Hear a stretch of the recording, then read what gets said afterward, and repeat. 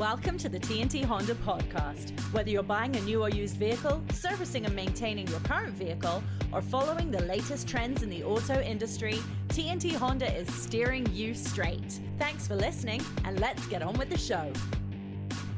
Today we're talking about vehicle maintenance. Now, Rose, what do people need to keep in mind and take care of to keep their vehicles performing at their best? Let's talk about new vehicles first. Okay. When we talk about new vehicles, of course, you've got the manufacturer's suggested guidelines on what you need to do and when you need to do it. So back in the day, things were like every 6 months or every 6,000 kilometers, or, there was a time or a mileage stipulation. Nowadays, most vehicles have something that's called a maintenance minder system. Okay, so basically there's various sensors inside the vehicle. Let me talk about the Honda world. So in the Honda maintenance minder system, it starts off at 100%. And then as you drive the car, it goes down, down, down until it gets down to 15%. And it's monitoring various different things in the vehicle. And it looks specifically at the engine oil to see how it's doing versus where it should be. So when the vehicle gets down to 15%, a little wrench icon shows up on the dashboard, and it says it requires a service. So what we recommend to our customers is that's when you want to come in, that's when you want to book the service appointment, and then you want to come in before it hits 5%. So we've got some good time to be able to get that work done for you. In the Honda world, generally speaking, there's two types of service that you kind of go back and forth between. There's your basic oil change, and then there's something that we refer to as a B service. So the B service is an oil change, a tire rotation, a brake inspection, and a bunch of other inspections. So realistically, in the first few years of ownership, you kind of bop back and forth between the oil change and the B service. And for people with normal driving, you could roughly say that's about every 6 months. So you're coming in twice a year to maintain your vehicle. And with us here, we have the loyalty oil change offer. So how that works when a customer purchases a new vehicle from us, and if they choose to do the service work with us, we don't charge them for the oil changes for the next 10 years or 250,000 kilometers. Wow. Just to put some numbers around this, I know one of the things that people are concerned about when they're purchasing a vehicle is the ongoing maintenance cost, which is a valid concern. When it comes to Hondas, like I said, it kind of goes back and forth between the A service, the oil change, and the B service. So if we're covering the cost of the oil change, let's just play out the first year or two. So let's say you came in and bought a brand new car, Emma, and then 6 months from now, it shows up that you need an oil change. You come in, we do the oil change, you take off, you don't pay anything. Another 6 months after that, so a year after you pick up your car, it comes on again, you come in, we do the B service. The cost of a B service nowadays is roughly around $270. So we'll deduct the cost of the oil change from that. So you'll pay about $250 at that time, and then you're done. Amazing. So you've done a year's worth of service. It's cost you less than $300, and that's pretty much what you need to do.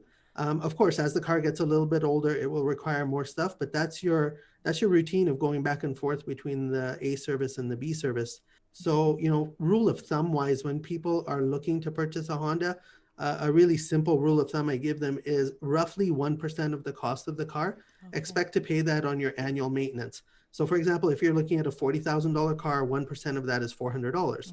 So if you're spending about $400 a year to maintain your car, that's probably a decent budget. In the early years, it's a little bit less. In the later years, it's a little bit more, but it kind of averages out to that, unless there's something really weird that happened with the car. You hit a curb or something like that, and you got to buy a new tire or things like this that we cause the issue, not the car. Right. Yeah. So what happens if you're not timely on your service? Can that completely change that budget or that number? Are you going to throw things off and make things bad for your vehicle? Yeah, absolutely. I don't remember where I saw the statistic, but there was a statistic that when you miss your maintenances, it actually costs you up to 8 times more to fix it rather than keep it in good shape moving on. Wow. So I guess an easy way to say this is, okay, let's look at ourselves, right? If we maintain ourselves, eat a healthy diet, make sure that we have regular exercise, sleep well, those kinds of things, then we maintain our bodies. Versus if I'm always eating junk food and sitting on the couch watching TV, there's going to be a lot more for me to get back into shape. It costs me more money, more effort, all these kinds of things. So it's similar to the vehicles. If we ignore the preventative maintenance that the manufacturer wants us to do, Yes. then yes, it could cause some huge issues down the road. And with that increased expense, because it's way easier to maintain something than to go in and have to fix it or replace it. And just as a quick side note, I know some people think it's a bit of a pain to have to go in every 6 months and maintenance. You have shuttles and also right now contactless service and all kinds of things going on. Yeah, it's a new world, isn't it, right now, Emma? Yes. So in normal circumstances, yeah, we had lots of ways for people to make it easy for their servicing. So for oil changes and stuff, it really doesn't take that long. So most people just end up waiting for that. However, in the normal world, we had loaner services available. We have shuttle buses that would take people to various different locations. So yes, we did have all of those facilities in place. Right now, because of the circumstances we're under, we still have the loaner services, and we do have a valet service as well, where we will actually come pick up your vehicle, bring it to the store for service, and then drop it back to you. So a lot of people are taking advantage of that. I would highly recommend that people pre-book for that because it does fill up fairly quickly. And then, of course, with the shuttle services, we do have a very, very limited shuttle service. We've taken, we use Honda Odyssey vans for our service shuttles. So we've taken out the middle row seats Okay. to make sure we have that separation between us and the driver.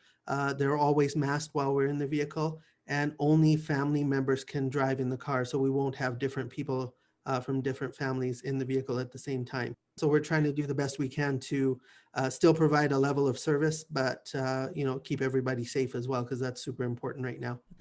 So we've looked at the maintenance required for a new vehicle. What about if you purchased a certified used vehicle or an older vehicle? So if you're buying the used or the certified used from us, we have pretty much brought the maintenances up to date. So you kind of fall into the same sequence as a new car. However, if you're purchasing a used vehicle from an independent location or maybe a private sale, I believe we had talked about before, number one, get a pre-purchase inspection. So you have an idea of what needs to happen on that vehicle to kind of bring it up to date, if anything. And then you also have a kind of hit list of what you need to be able to deal with on a budget type basis. Right. So we can help you with that as well, just to make sure that, okay, these are things that need to get addressed now. And these are things that will need to get addressed down the road at some point, and we can start putting a plan together to help with that. But realistically, as long as you're following the manufacturer's guidelines, you'll be in good shape. Outside of the oil changes and the B services, are there major services we need to plan ahead for? Yeah, that's a great question. So for those people who tend to keep their cars for a longer time, there are those more major services. So for example, there's the timing belt, right? So a lot of people are aware of the timing belt. So there's a little bit of gray area when it comes to timing belts, because the manufacturer doesn't really give the time or mileage specification when it comes to that, Right. because it's very much dependent on the driving conditions. Okay. Right. So for example, if you're in California where it's beautiful and sunny most of the time, you can probably stick with a timing belt that goes up to about 160,000 kilometers. Okay. Right. And that's kind of the outside that we like to see. In other environments where it's super, super harsh, let's say you're up in Alaska or the Yukon or something like that, at about 100,000, you need to look at that. The issue with the timing belt is you don't know that it's going to go until it's already gone. It's too late, right? And once it goes, you're stuck. There's no way to get you going. So definitely we want to keep an eye on the timing belt. So here, what we recommend after talking to our shop foremen and our service managers, we kind of use about 130,000 kilometers. So, Calgary is a bit of a harsh climate because we go from plus 30 to minus 30 sometimes in the same day. Yes. It is hard on the vehicles. We're not as bad as way up north, and we're not as nice as like a California. So we kind of split the difference and say at about 130, you should definitely look at getting it done. If you're driving in a rougher environment then you may want to consider doing it a little bit sooner. Right. But our recommendation on a timing belt is about 130,000 kilometers. Now, when it comes time for the timing belt, while we've got everything opened up, it's also very prudent and very easy to do the water pump at the same time. Okay. So a lot of times our service advisors will recommend, yes, we're going to do the timing belt, but you might also want to consider doing the water pump at that same time, because we've already got everything opened up. So rather than paying for labor twice, Right. and it's about the time, again, it's preventative. It's about the time that you should be looking at that as well. So we can kind of combine two things and save a little bit of money for the consumer. And what about brakes? So brakes, this is something that is very unique to the driver, Right. right? So depending on how you drive, where you drive, so if you're doing a lot of hill type stuff, Yeah. you're going to lose your brakes. You're going to use your brakes a lot more Yes. versus just somebody who's driving on flat roads and constantly cruising, right? Makes sense. Stop and go traffic versus highway driving, you're going to use your brakes way more. Also, things like just your particular driving habits. I know there's some people that like to hover their foot above the brake and not realizing that they might actually be engaging the brakes while they're actually driving, right? We've had that happen a couple of times where we've seen some pretty significant wear on a fairly new set of brakes. And we figured out that, yeah, it was driving habits of a particular person, which is fine just as long as we know that, right? So yeah, brakes are very much an individual thing. But what we do is every time the vehicle comes in for a service, we also do what's called a multi-point inspection. Right. So this is a complimentary thing that we do because we definitely believe in and feel that preventative maintenance is the way to go. So we look at various different things on the vehicle for that consumer and actually give them a written report saying that, okay, here's a health check on your vehicle. Yeah, we did the oil change for you and there's no cost. But by the way, here's the multi-point inspection and it looks like you're down to 50% on your brakes. Right. So you may want to consider, in the next year or so, based on your driving, you might need to look at getting a set of brakes put on. So you might want to start budgeting for that. So the idea behind this, again, is just to give consumers an idea of what is coming up down the road. So they have an idea. Because there's nothing worse. You just pop in for an oil change and the next thing you know, everything needs replacing. Yeah, right. And that's, it's hard, but it does happen. And when things like that do happen, I also want to point out, we do offer financing for service bills. Okay. So a lot of people aren't aware of that. So, sometimes, like you say, you haven't budgeted for something and something pops up that's very, very critical to get done. Number one, we're going to work with you to make sure that we're only doing the stuff that has to get done. Right. But if there is something like that and money's an issue right now because you hadn't budgeted for it, we do offer service financing and it's a very quick process. And we actually offer interest free for the first 6 months. Oh, fantastic. Okay? Yeah, because the idea behind that is we don't want to send somebody out in a non-roadworthy vehicle. Yes.